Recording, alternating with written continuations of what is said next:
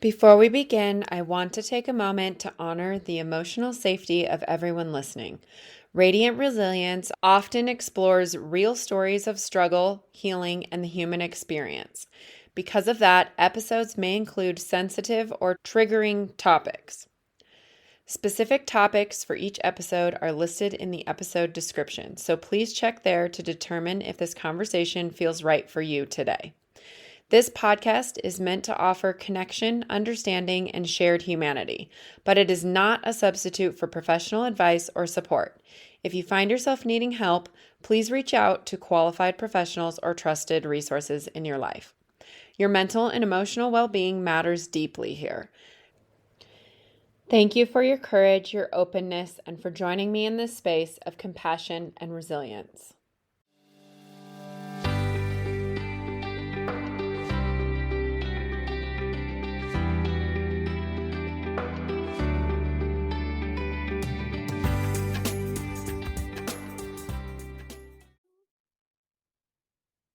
Welcome back, everyone, to Radiant Resilience. I'm really excited for this conversation today because I think it's something that's fairly new that's being talked about right now. So I have with me today Shannyn Schroeder. She is an executive function coach who helps neurodivergent women who feel scattered, stuck, or burned out understand how their executive function actually works so they can create systems that feel doable, not overwhelming. Shannyn has more than 9 years experience as a coach. She raised 3 neurodivergent kids, so she was coaching long before she got paid for it. She's been a teacher, editor, and author before starting F-Bomb Coaching. And we are here to talk about all the things she's been doing. Hi, Shannyn. How are you? I am doing very well. How are you? I'm good. Thank you so much for being here today. Having me. Yes. Where do you want to start? Do you want to start explaining what neurodivergent is, or do you want to start with talking about how you got into this work to begin with? I think explaining neurodivergence and executive function skills is a good place to start so that people know what I'm talking about. And so Okay. they're not getting lost with what the hell is she saying? Yeah. So when I talk about neurodivergence, that's like an umbrella term for anybody whose brain is wired differently. So I think the most common is the people like, oh, ADHD. Yes, that is one thing. But if you suffer from high anxiety, if you're on the autism spectrum, if you have severe depression, anything that shows that your brain is wired differently, that's where the neurodivergent part comes in. So it's an umbrella term just for the differences. So not good, not bad. I like the fact it's a disorder. I have issue with that. It is what it is. They have to call it something, but I'm like, no, it's Sure. just different. And so the other piece of what I do is executive function skills. And that is just like the fancy education kind of term for life skills. Like when I'm talking with clients, I'm like, these are your adulting skills. When Mhm. people talk about adulting being hard, it's like planning your time, doing your time management, remembering to Mm. pay bills when you're supposed to pay them. Oh, wait a minute. What do you mean that I'm out of underwear and I didn't do the laundry? Like that is all of that. Those are your life skills. So Yeah. things like task initiation, getting started on things, whether or not you like it, organization, both of your space, your physical space, your brain, your time management, planning and prioritizing, knowing what you should do when, what's more important than other things. All of those skills obviously are things that you need all the time. And you may not have had the words for that, like the vocabulary, because people will just say, oh, I just don't manage my time, or I'm just disorganized. And those are the two big ones, but it's a whole host of skills. I'm a procrastinator. Is that on your list too? There's other things. Procrastination is the result of some other underlying thing. So you're Hmm. procrastinating, but is it because you struggle with task initiation because you don't know how to get started? Or are you procrastinating because you're looking at the entire list of things to do and you don't know where to start? You don't know That's what's most usually. important to start.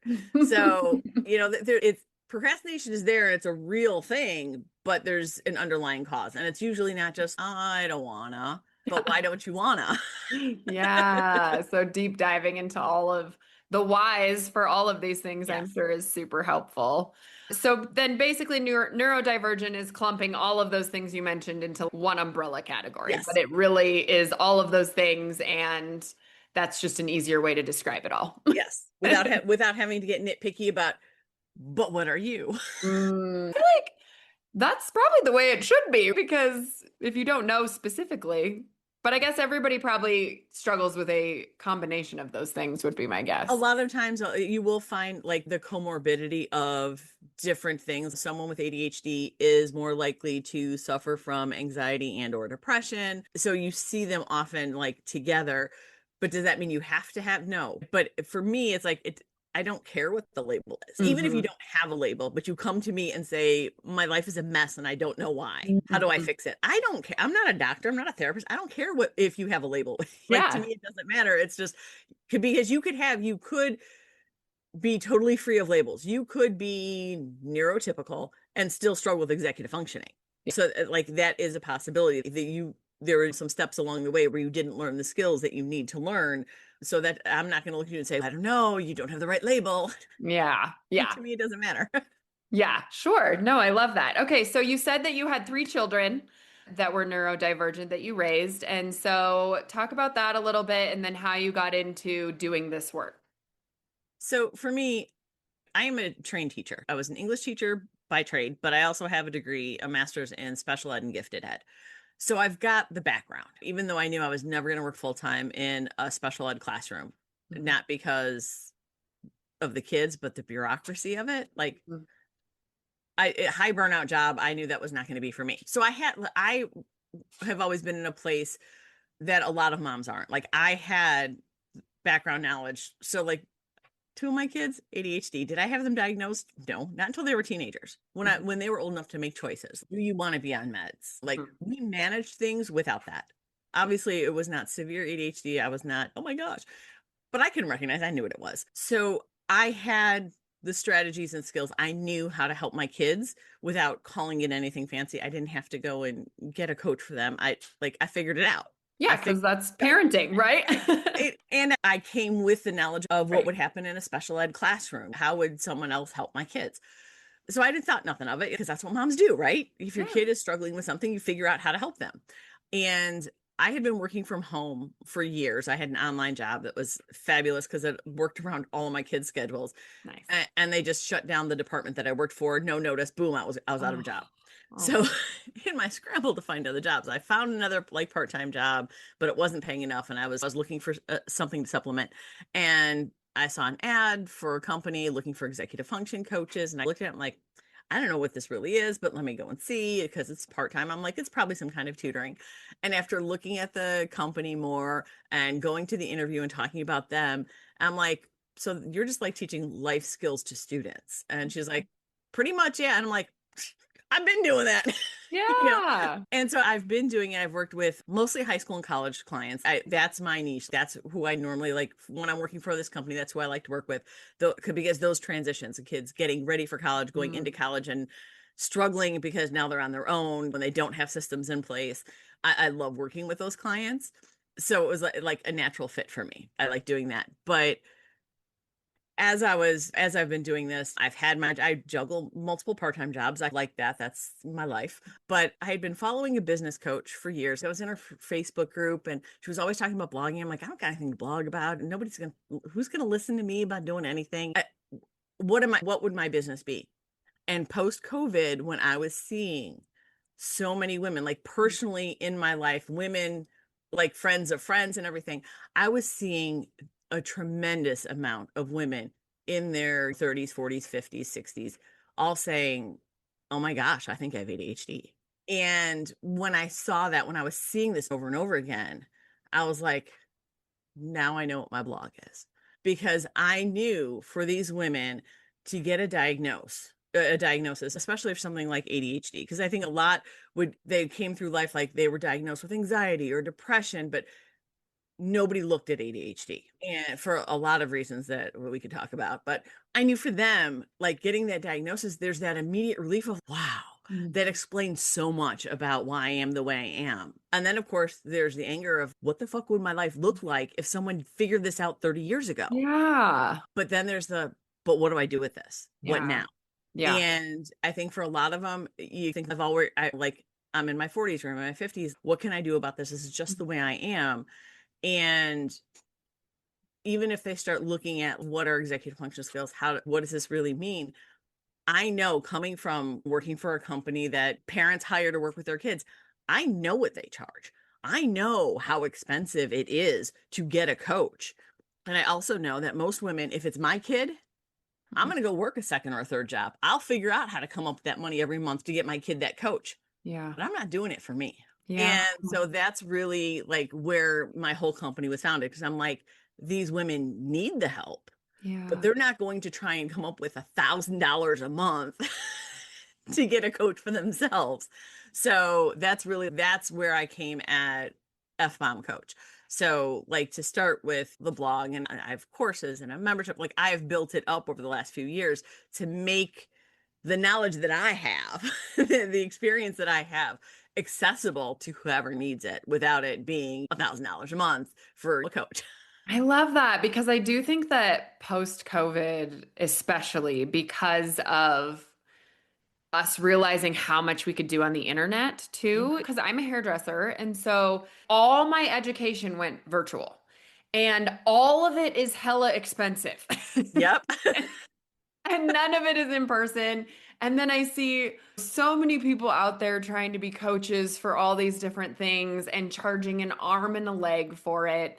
I've also struggled with infertility, and my husband gets really upset when he sees like infertility coaches that are charging. We've already spent so much money on IVF and all these other things. And then it's, but if you want to get better and you want to have heal yourself, you got to pay me $5,000 for this coaching program. Right. So I love that's part of your business model because I think that's important because not everybody has access to that or has Right. And the and ability and to do that's that. because I know, like I said, as a mother, like I know I had 3 kids that if I didn't have the knowledge and skills that I had, they would have needed something, or they would Yeah. have been struggling and miserable for much longer. And not that my children are like perfect anything, but they were able to get the skills that they needed because I already Yeah. had that knowledge. If I didn't, I know without a doubt, I would have gotten a third job, fourth job to be able to come up with the money to get what they need. Because as moms, typically that's what we do. Yeah, Right? absolutely. Moms sacrifice themselves all the time in their self-care. I see it in my clients too. Like as soon as the kids finally move out of the house, they're coming to me and being like, okay, I'm finally going to spend my money on me. We're 20 years into or more into their Exactly. lives when they're And just starting that self-care. it's so easy for them to be able to say, "Oh, but I've always lived this way. It's just it is Yeah. what it is. I'm not going to change now." But that's not the truth. You can, regardless of age, is if you want to learn new strategies. That's the brilliance of the human brain. Yeah. We say you can't teach old dog new tricks, but you can. Can, The yeah. human brain science, neuroscience is showing us that the neuroplasticity of the brain, you can create new pathways to learn new things. The hard thing is finding the right things for your brain when you're neurodivergent. And if someone's just been telling you all the time, you just need to plan better. You just Not need to that organize simple. more. No, if I could just get rid of that phrase, you just need to, Yes. because they've been hearing it for 40 years. Yeah. You know what? If it really just was open a planner and use it, don't you think they tried? Yeah, totally. Okay, so I have a couple of, I'd like to talk a little bit more about ADHD and what women can look for and things like that too. But first off, can you explain the difference between ADD and ADHD? Truly, at this point, I'm pretty sure that they've just combined them and they may have just Oh, dropped the H altogether. The difference between them, that hyperactivity piece, that's what the H is for. So it's attention deficit disorder or attention deficit hyperactivity disorder. Because right. when you look at ADHD, there's different kinds. There's like inattentive, there's hyperactive. You can have a combination of kinds. So I think in an attempt to streamline it, I think they got rid of the H. They just lumped it Okay. all together. The problem, I think, with the H, and that's really what threw off a lot of people, is that when you say hyperactive, we're all imagining that 7-year-old boy bouncing off the walls. Yes, I had those kids in my elementary school classes. Yeah. So that's what we think when we think hyperactive. And I truly think the number one reason why so many girls have gone undiagnosed, because for Mhm. a girl, it's not typically that kind of physical hyperactivity. It's the racing thoughts, it's the nonstop talking. Yeah. And so Mhm. people are just like, oh, she's flighty, she's an airhead, she talks too much, not realizing that her hyperactivity is internal. And that's why they were never never diagnosed. When we look at what does it look like, I think that's why so many women were, when they started seeing the influx of videos like on TikTok or Instagram or wherever they were watching, YouTube, where people are like, oh yeah, so I have ADHD, and or if you're ADHD, you probably do this. And I see them like walking into a counter, even though the counter's always there every time they turn the corner, because it's that their brain is somewhere else. Or things like, okay, I'm going to take a break because I'm going to go get a cup of water. And all of a sudden it's 45 minutes or an hour later, because on the way from my desk to the kitchen to get a cup of water, I had to walk past the laundry room, and I realized, oh, there's a load of laundry in the washer that needs moved to the dryer. So then I do that. And then I realized, oh, wait, but I didn't change the sheets and those still need to be washed. So I went upstairs and I pulled the sheets off and I put them in the washer. And then I walked past the dog's dish and said, oh, wait, they need food. So I gave the dog food. And then I get to the kitchen and I'm like, oh, look, there's dishes in the sink. So I wash all the dishes, including the glass I brought with me because I was getting a glass of water. And I'm like, why am I here? Yeah. So like that kind of distractibility, because it was go get a glass of water, and in the 15 feet between you and the kitchen, or 20 feet, whatever, your mind picked up on a gazillion different things. So like when we say attention deficit, for me, it's really, people hear that and you just can't know, you're paying attention to all the things. The problem is you can't filter it. You can't filter to figure out what to ignore and put your focus where it should be. Oh, yeah. That sounds very difficult. I feel like too, is there some connection with the creative brain in this too? Just because I know a lot of hairdressers, and maybe it's just because it's becoming more talked about and more acknowledged in more than just the hyperactive 7-year-old boy. But I feel like I've seen a lot of hairdressers talking about being ADD too. And so I don't know if the creative brain is a little bit more susceptible to that or not really. You know what? I don't know if there's been a study to really look at that, but like gut level, I would say absolutely, because when you're talking about someone who is ADHD, they are outside the box thinkers. They don't fit into the typical mold. They struggle. If you give them a 9-to-5 job, they're going to struggle with that. Yeah. If you look at hairdressers, they're not working a 9-to-5. No. They're not seeing the same people day in and day out. It's something different every single day. And every couple hours. Right, exactly. That feeds like the novelty piece that their brains seek. So that, to me, like, that's why when you look at a lot of entrepreneurs, they're ADHDers, because you know what? They can go from business to business. They could build up the business up and they could sell it and then move on to the next new exciting thing.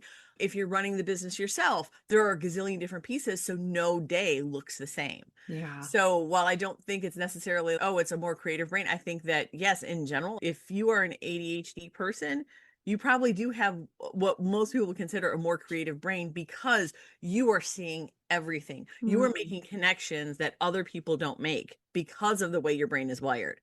And that's part of why it bothers me. It's called a disorder. Yeah. Brilliant people I know have ADHD. They may struggle in life because of these skills, but if you just let their brain go, brilliant. Oh, love that.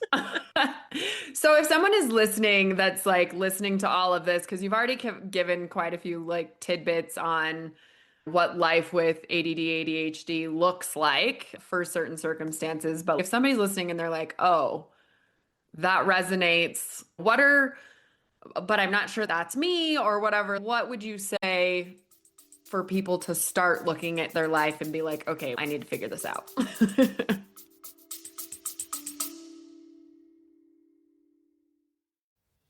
Hi, friend, and welcome to this episode of Radiant Resilience. We are always looking for new guests on the podcast. I want to highlight you if you have a story of resilience that inspires others. Everyone has a story, and I believe that sharing yours can help others feel less alone. Are you ready to share your journey and inspire others? I want to hear from you. Every story has the power to impact lives and foster a supportive community. If you have a tale of overcoming adversity, personal growth, or a unique perspective on life's challenges, I would love to have you as a guest on the podcast. To become a guest, please email us directly at radiantresiliencepodcast@gmail.com or click the link in the show notes to become a guest.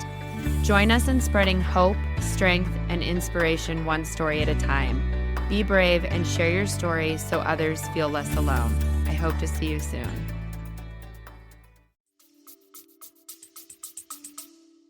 So for me, it really boils down to, does it matter to you whether or not you have the diagnosis?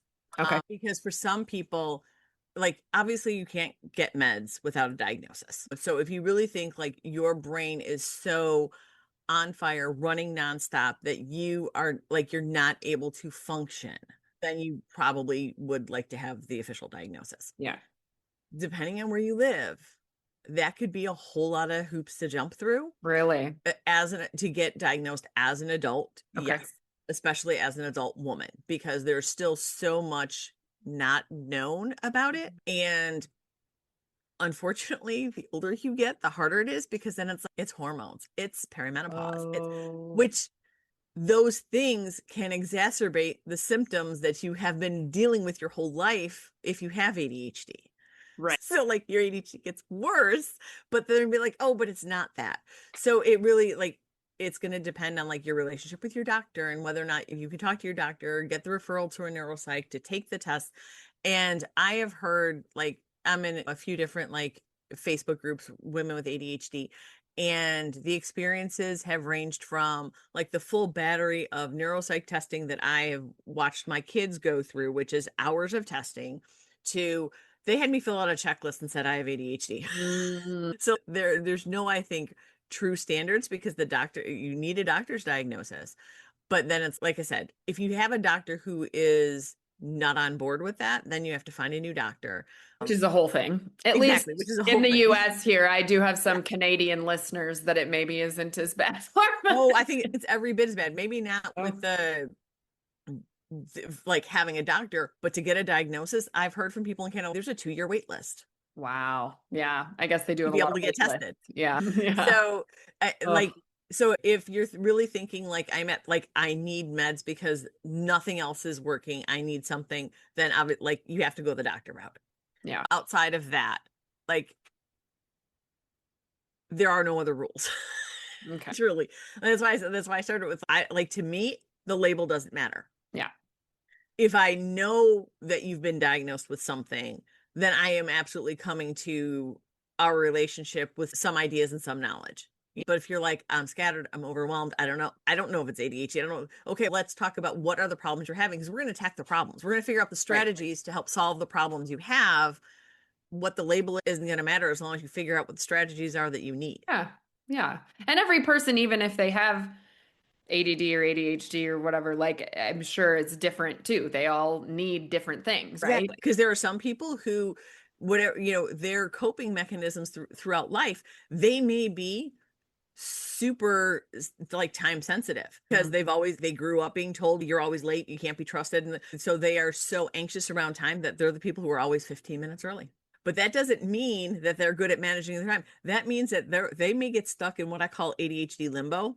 They're like, I have an appointment at 2:00. I can't do anything before that. Because if I do something, if I do anything, I'm going to leave the house late. So they get stuck in this limbo, because if I try and do anything, I'm going to lose track of time, and then I'm going to be late, and then I'm going to feel like a failure. So from the outside, and women are brilliant at doing this. Women are like, they will spend most of their lives masking. They're going to put on that face of being normal. I can do all the things. And I think we've always talked about women being better at multitasking than men. Oh, which is a lie. Right. It is a My lie. husband says that to me. He's like, I thought women were supposed to be better at multitasking. I'm like, sometimes I can do it, sometimes I can't do it so well. Just like, here's the thing, multitasking is just a lie we were sold. Because when you look at how the brain functions, your brain cannot multitask. So what you're doing is you are task switching. You are switching from one thing to another repeatedly. And studies are now showing that the more times you do that, the more time you're wasting. For every interruption on a task, you lose something like 27 minutes. Oh, wow. It doesn't feel like it in the moment, but so every time you're going back and forth, you're losing 27 minutes because nothing's getting done. Pieces of things are getting done, but not a full task. Exactly. And that's, like I said, yeah, women are sold a whole lot of lies, that being one of them. But if you grew up really feeling less than because you were looking around going, man, they all remember to turn in their homework and mine's crumpled up at the bottom of my backpack and I don't know why. There's something wrong with me. So if you grew up with that, then a lot of women, they learned, like high achieving women, a lot of high achieving women have ADHD. They will go undiagnosed because you can't have ADHD. Look, you're how successful you are. But you don't see like the burnout rates in that Yes. population because what they are doing, let's say it takes this much energy to be a high achieving person. If you have ADHD and you're a high achieving person, you're expending this much energy. It's because you have to work twice as hard to make it look like you're like everybody else. Yeah. Not that you couldn't have the same results if you just did it your way, but you're so afraid of doing it your way because everybody's, what is wrong with you? That's not how that's done. Yeah. So that idea that you have to fit in. Are we also taught that maybe by doing little bits and pieces of multiple tasks throughout the day, you're maybe more productive? Oh, yes. Oh, of course. Instead Yes, of like, look my at husband all the comes. things I did. Yeah. Yeah, exactly. But how many of them are done? Instead of, oh, I did this one project and got it done. It's no, I did this and I did that and I did the laundry and I did the dishes and I did this and that and this and that seems more in our brains productive. Yes. It's the idea of busyness versus productivity. And busyness will oftentimes win out. And again, a lot of times with ADHD, because partially because your brain's like picking up all the different things, but it's like you see all the things that need to be done. So I'm like, if I could just do some of it on all these things, then I'm making progress. And in general, I am all about little steps make progress, yes, but you're not finishing anything. Yeah.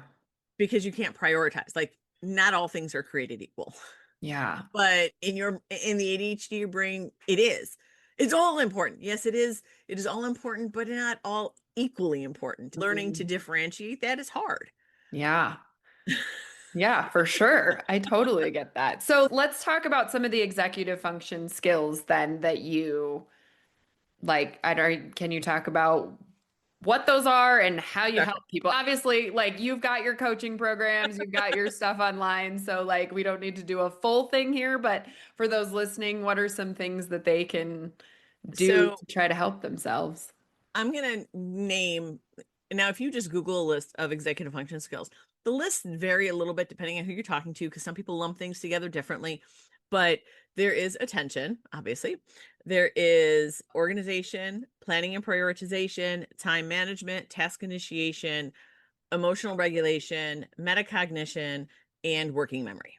Okay. Is that all of them? Oh, cognitive flexibility. Forgot that one. Okay. So when we look at those, like for me, working with someone, the biggest complaint that most people say is, I feel overwhelmed. I'm just so overwhelmed. And overwhelm is a generic word because it could mean so many different things. But really what it means is that your emotions have taken over.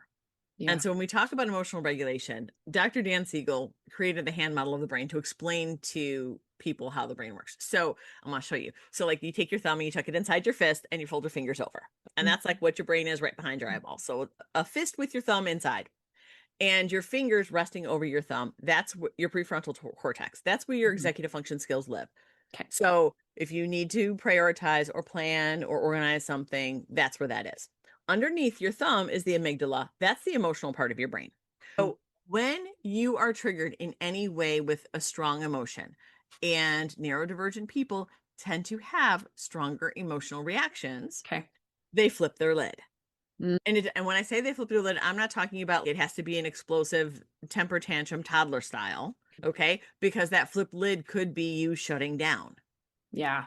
Okay. But the flipped lid is about your emotional part of your brain being in charge. And when your emotional part of your brain is in charge and you flipped your lid, you cannot access those executive function skills. That's why you feel overwhelmed, because there's something that is triggering your emotions, whether it's stress, whether it's boredom, whether it's anger, whatever that emotion is, that is preventing you from figuring out what you need to be doing and how to do it.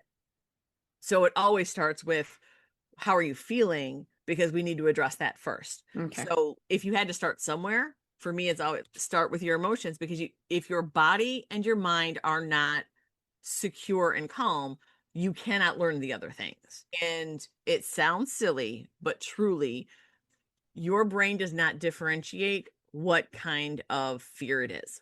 Yeah. You're being afraid to post that video on YouTube for your business. Your brain does not distinguish that as being different from being chased by a tiger. It's fear. Fear is fear to your brain. Yeah. And when your emotions take over, that like you're paralyzed and you can't do anything. So learning strategies to calm your system, you're not going to get rid of the fear, but you need to calm your body because your body is reacting. So learning different breathing techniques. And I know it sounds cheesy, and when you're upset about something, the It's last so thing you want, hard. the last thing you want someone to say is take a breath. But if you learn to do those strategies when you're calm, and they just become part of your day that you do, whether it's meditation, and it doesn't have to be like woo meditation, but it could be like just 5 minutes of being calm. It could be your favorite soundtrack, something that is going to center you and calm your nervous system. So that then you could be like, okay, now what do I need to do? So that's always the first one. When we look at a lot of the other skills, then those are the things that people are like, but I'm disorganized, or I don't know where to start. Okay, you don't know where to start. Is that because you can't prioritize, or you're struggling with task initiation, which is just like the ability to get started? Mm-hmm. So the hardest thing I think for most people when I'm talking to them is that it's frustrating. There is no easy button. I can't say just do this and it's going to fix it. You've been hearing this your whole life, and that's why I feel like I've tried it all. Planners don't work for me. And I'm going to say to you, you need a planner. Yeah. I don't care what it looks like. I don't care if it's like I print my own planner because I found that I kept buying $30 planners and I wasn't using them. My life was falling apart because I wasn't using them. It wasn't the right one for me. Yeah. That's the frustrating part. There is no easy button for this. It Yeah. takes a lot of experimentation, and that can feel very defeating because you're like, but I tried that, but I tried that, but I tried that. Okay, instead of feeling like a failure, that's just a data point. And is it something that when you build a routine around too, if it becomes habit and routine, which is always hard to get going and Yes. then get into it. Once you're in it, it's usually pretty smooth rolling after that, but it probably takes a lot of time to get into that too. Oh, absolutely. Anytime that you are establishing any kind of new routine, okay, I know I need a planner. Every day I'm going to sit down, I'm going to write down what I have to do for the day. It's a new routine. You've never done it before. Another lie we've been told on. Oh, it takes 21 days to build a habit. No, it doesn't. Okay, it takes longer. It's a lie. Don't listen to people. Okay, these are all the bro dudes telling you this. How many? No. Okay. It takes longer for most people, even longer if you have ADHD. Okay, that's just fact. I don't think, but I've been trying it. It hasn't stuck yet. You'll get there. You'll get there. And there's going to be days you're going to screw up and you're going to forget. That doesn't mean you're a failure. It just means, okay, I need to start again. Yeah. It is what it is. But like I said, that experimentation piece, when you're doing things like that, it's like you have to give things a chance to work, but you don't want to stick with them if you're like, no, this really isn't working. So it's okay. Do you need to abandon the strategy, or do you just need to tweak it to make it work for you? And like I said, a lot of people they feel like a failure because like, why isn't this working? This should be able to work. And you just have to view it as an experiment, as a data point. It didn't work. Now, what doesn't work, let's try something else that might work. Yeah. What if people don't know what something else that works? Like for me, it really is just learning as many different tools and strategies as you can. And that's why that's why I have my blog. Like I've got like hundreds of blogs. Like here's 9 prioritization tools or strategies. Yeah. So that you can look at them and some of you're like, that's dumb. Okay, don't even try it. Don't like, try that one. That's not for you. If that's your gut reaction of that's dumb. Okay, don't do that one. But the ones you're like, I don't know, maybe give it a try. Yeah. Because it's one of those things where you've been told to do things for a long time. Like I always talk, like when I'm talking with like parents of like high school and college clients, I'm like, they need a planner. And they're like, but I've been telling you, like, I know you've been telling them that. First of all, they're going to listen to me because I'm not mom. That makes a difference. I'm like, but it can't just be because here in America, kids get to middle school and we just throw a planner at them and say, here, use this. We never teach them how to use it. No. They all look the same. Our brains are not the same. We don't process things the same. Yeah. So if a kid looks at something and they're like, ew, no, they're not going to use it. Because even if you force them to use it, they're not actually looking at it. Yeah. And like I said, I print my own planner. So my planner is Monday through Saturday, Monday through Friday. I've got like the hourly grid. Yeah. My daughter, who is a junior in college, she will come down, she will take one look at my planner and, oh God, no. That freaks her out, seeing all the hours. Hand draws, like in a sketchbook, her weekly planner, like color codes her classes. And I'm like, I love that. it looks gorgeous. I'm too lazy for that. I'm never doing color coding. Color coding is fabulous for a lot of people. It's one of those things that I'll recommend for ADHDers because red means it's a meeting. It's I'm too lazy for that. I know that. Yeah. And I use my other daughter as a fabulous example of what a planner could look like. She got through all of high school. Her planner was an index card. Love that. Every week she had a new little 3x5 index card. She created her entire to-do list, folded it in half, stuck it in the pocket in the back of her phone. It went with her everywhere. Oh, I could never. yeah. I could never. I think I would lose it. So for some people, it's got to be digital. If it's not on their phone, they're not going to pay attention to it. For other people, it's, if it's not a paper planner, they're not going to look at it because they're on their phone all the time and they ignore it. So it really is about, I just need to experiment with different things. If you have a trouble starting something, that you need to find, like, what is the thing that's going to get you over that hurdle for task initiation. And it really is about learning different, because some strategies will work for some people and they're not going to work for others. And like I said, it feels very defeating to do that. I have to go through that, but because everybody else makes it look easy. Yeah. When you look at neurotypical people, they just make it look like they just woke up one day and they knew how to organize their time. Yeah. Yeah, it does look so easy. There's a business coach for hairdressers that I've taken classes from and stuff, and she does a planner situation every year and for the next year and stuff. And I have always it talks about planning, like, even 5 years from now, like, what do you want your life to? And I understand the sentiment behind that, but I'm always like, my brain is, I don't know. Like, so much can happen in 5 years. Why do I have to think about 5 years from now? Look at how different the world was 5 years ago. Yeah. Who could have predicted what life would look like now? And I get the manifesting and trying to work towards those goals and then making the tasks to get you to that goal and things like that. But I found when I tried her planner program, I lost interest like after the first quarter of the year because I was just like, I can't plan this far in advance. And like we were talking about before we hit record, I don't plan a lot in advance for these podcasts because I like to just have it happen. And you were saying the same about writing a book, and everybody's brains just function so differently. So I love that I feel like nowadays there are more and more options coming out as we learn more about these brain, not disorders, but what should we call them? No, like the differences. Differences. I like that. Because they are all like, they fall under the umbrella of disorders, but it irritates me because it just makes it sound like something's wrong with you. Yeah, like you're broken. Exactly. And that really makes me mad. Yeah. Yeah. So yeah, and I would say if you're out there and you're saying like, where do I even start? Like you could just Google free planner templates. There's lots of freebies on the internet.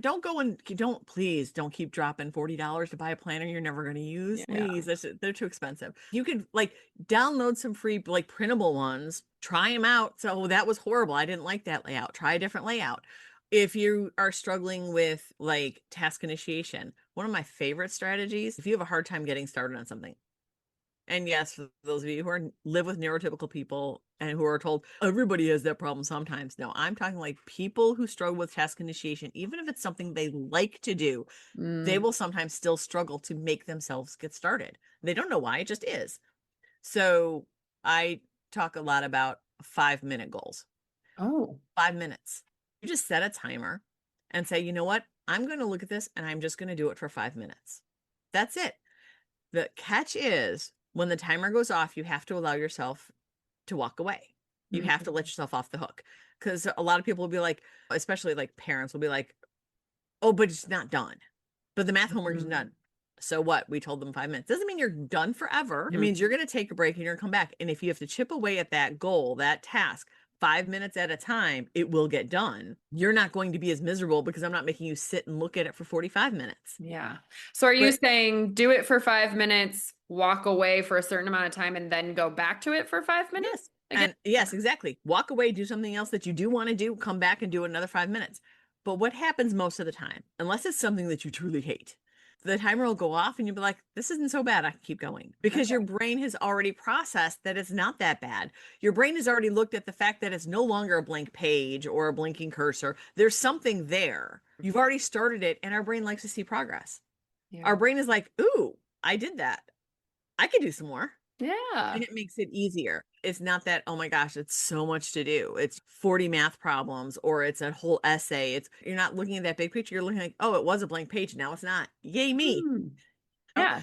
So that's one of those things that most people won't even think about because they just see it as this daunting task. I have to do it. I have to do it. I have to do it.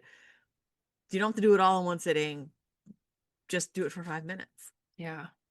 And every time you go back to it, it's easier to go back to it because every time you go back to it, more progress has been made. And your brain's like, ooh, but wait, I'm more than halfway there. I bet I can get it all done in 10 minutes and be done with the stupid thing. Yeah. So yeah, so it really is about just learning about as many different, like, I hesitate to call them hacks or tricks, but that's what it is. Yeah. It's like you are learning the strategies that make your brain happy. Because if your brain is happy, your life's going to be easier.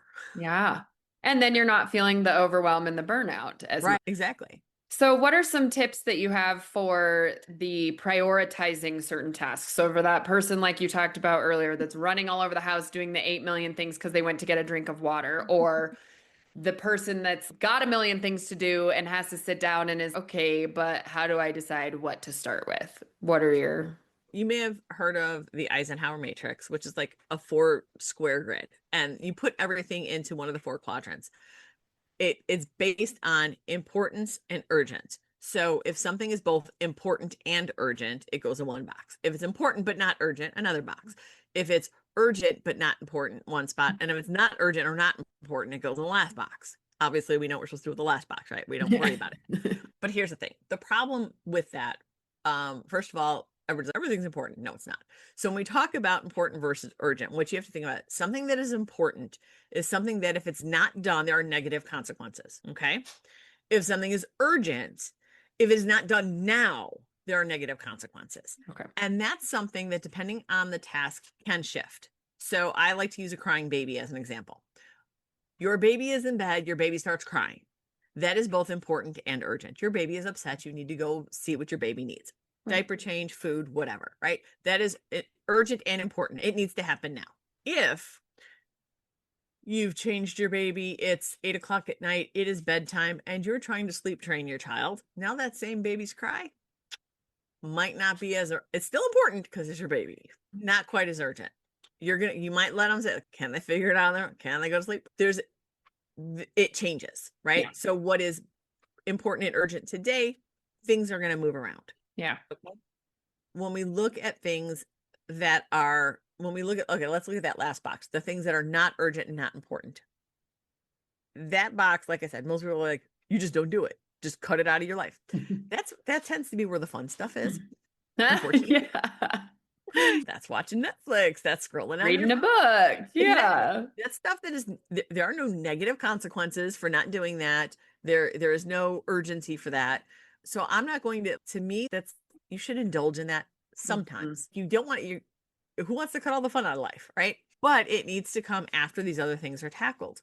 So the things that are urgent but not important, those are like the constant notifications, the email, the texting, all of that. Those feel urgent because it's there in your face all the time. So it's got that feeling of urgency, but it's not necessarily even important. Something that, do you really need to deal with it right now? We're taught that because we heard the ping or we saw the thing scroll that we need to go click, but we don't. Yeah. So when you're looking at your to-do list to be able to say what is truly important and urgent, this is what I got to do today. The things that are important but not urgent are like, when am I going to schedule them? They have to be done. When am I going to make it happen? And then the other things, all those other things get filtered down from there. So yes, you're going to figure out when you're going to do the fun things, schedule them in. That's fine. Absolutely. I'm not trying to take away all fun things. But when you look at your list, not all things are created equal. Yeah. And when you feel that overwhelm of, I've got 42 things, I don't know where to start, they all have to be done, that's when you just turn on your phone and you're going to scroll and waste 2 hours on TikTok anyway. Because you don't know what else to do.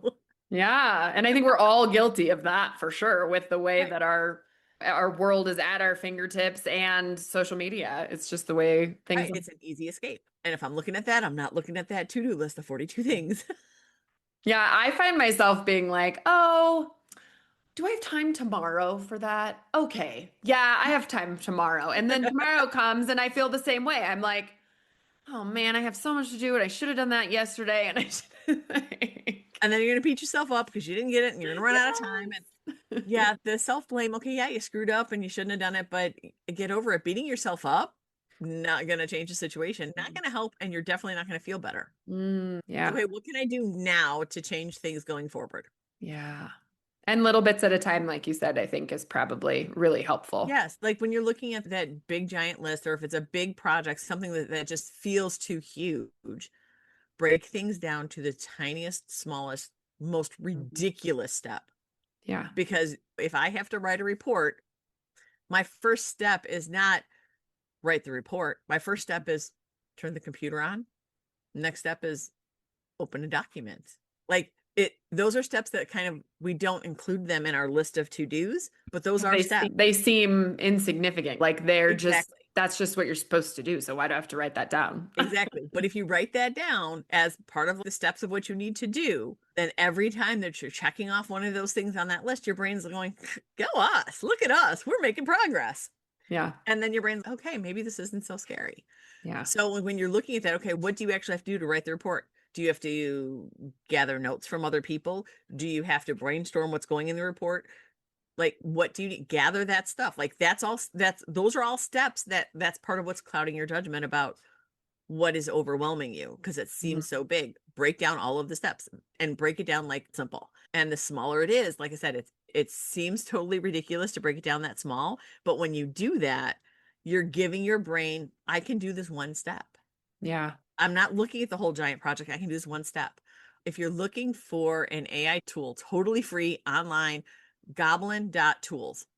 Goblin.tools. I'm going to write that down so I can put it in the show notes for And everybody. you can go there and you can give it whatever task you have. Clean my kitchen. And it will break it down. It will give you a bunch of steps. And then you can go into each of those steps and we'll break it down more. Now, it's AI. Is it always right? No, it doesn't know whether or not you have a dishwasher, but it may say load the dishwasher. Yeah. So obviously you're going to have to tweak it for yourself.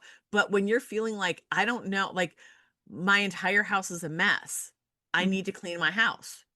So you put in clean house and it's going to break it down for you. And then you can say, okay, I don't have to worry about cleaning the halls. Today is just going to be kitchen. And then you can look at how it broke down the kitchen. And again, for each of those things, you can just tell it to break it down further. And you can choose how many chili peppers tells you like how far down it's going to break it. Yeah. Fewer chili peppers are going to be like bigger chunks. More chili peppers are going to be tiny steps. Okay. Totally free tool. Like I said, it's not perfect, but when you're feeling like, I don't know where to start, I don't even know how to make this list, tools are there. Go ahead and use it. It's free. Yeah. So what do you recommend for that person that squirrels during this? Okay, we've made our lists, we've got the tasks, and then I go get that glass of water and then I've lost it again. How do we come back to it? So I always suggest time blocking, which the most famous is Pomodoro method, which is, you've probably seen the little tomato timers where it's like you work 25 minutes on and it's focused work and you work on your one task and then the timer goes off, you take a 5-minute break and you do that 3 or 4 times and then you take a longer break. In theory, fabulous. You know, all the gurus talk about how productive you'll be if you're using Pomodoro. They're not wrong. The problem is that so many people get tied to, I got to do for 25 minutes. Not every brain is wired for 25 minutes. Right. You have to figure out what your time block is. Your time block might only be 15 minutes, might only be 10. Like, what is the amount of time that your brain can truly focus on one task? Like, truly ignore all of the notifications, the other things on your list. You can give it your all for that period of time. That's your time block. And then when the timer goes off, and you're going to take your 5-minute break, you have the timer for the 5-minute break. You're going to get that drink of water, even if you get distracted along the way. Oh, you're going to hear that timer go off. Wait a minute. I'm supposed to be going back to my computer now. Yeah. Oh, but my glass of water, let me grab it. So now you haven't wasted an hour. You did waste your 5-minute break, but you got up and got away from your desk. So that's okay. I call that a win. Yeah. Maybe you got a load of laundry started. That's okay. That's a win. But you didn't get totally distracted and lose an hour of your day because you have a timer to remind you.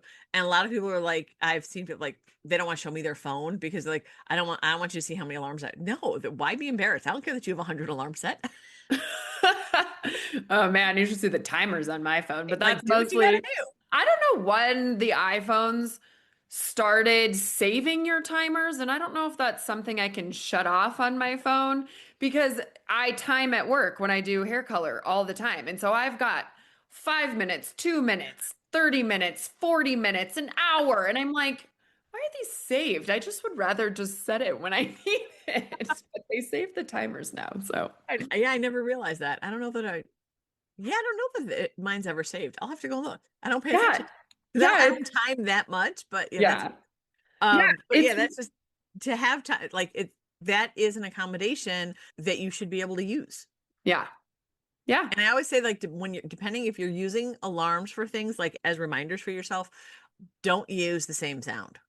Like, if you Oh. use your phone as your alarm in the morning, you should absolutely not be using that same sound for all of the different alarms you have because your Mm. brain tunes it out.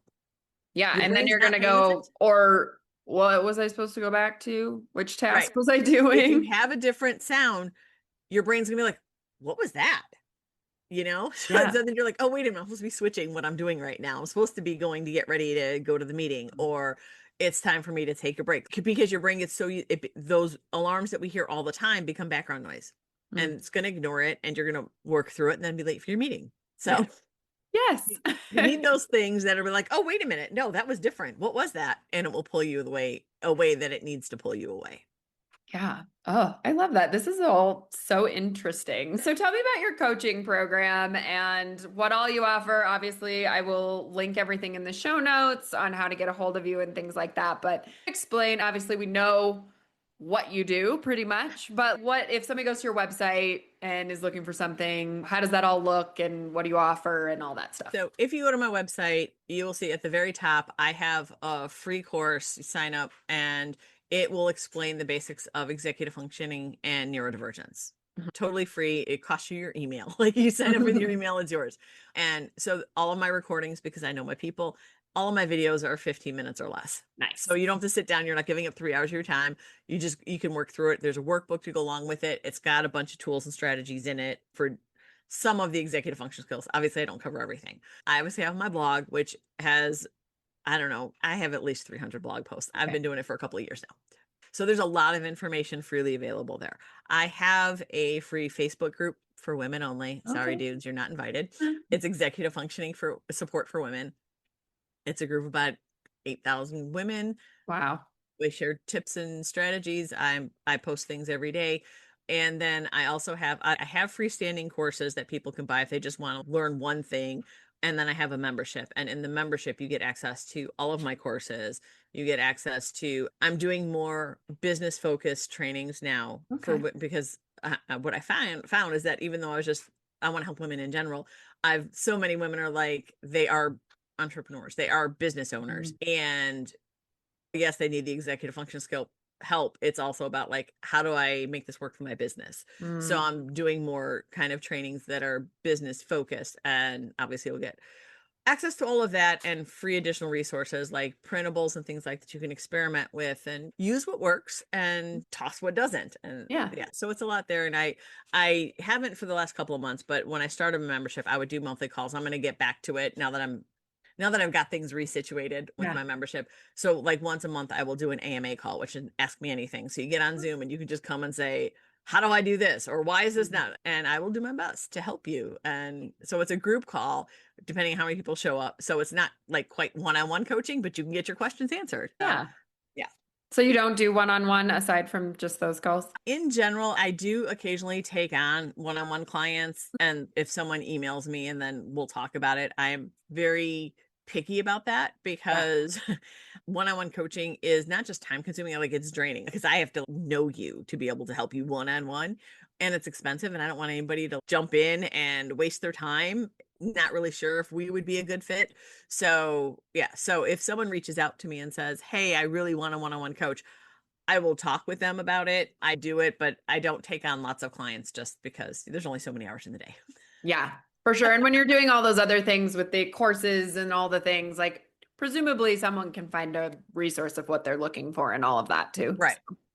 And that was all probably time consuming to build. Like I said, I've been at it for a couple of years, and like the teacher in me, I love creating courses. So yeah, love like, that. Oh, wait, I need a course on this. And so, yes, then there's another course. Yeah, amazing. As we're wrapping up here, what parting words do you have for my listeners at the end of this interview? My parting words are the same parting words that I say all the time to my Facebook group, to my members, to my blog audience. Regardless of how you grew up feeling, being neurodivergent does not mean that you are lazy, stupid, or broken. Your brain is just different.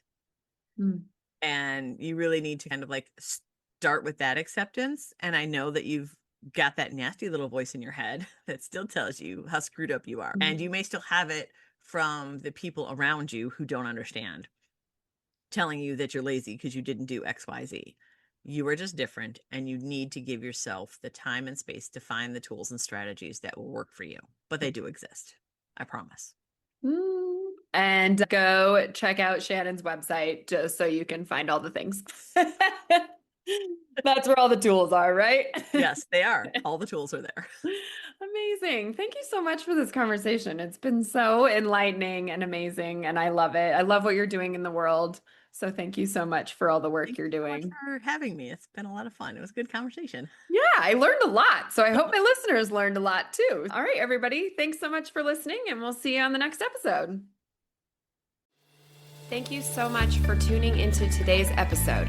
If you enjoyed our conversation and found value in the stories shared, please consider following us on your preferred podcast platform. Your ratings and reviews make a huge difference. They help us reach more listeners and continue bringing you engaging, insightful content. We appreciate your support and would love to hear your thoughts and feedback. Until next time, keep listening, growing, and sharing.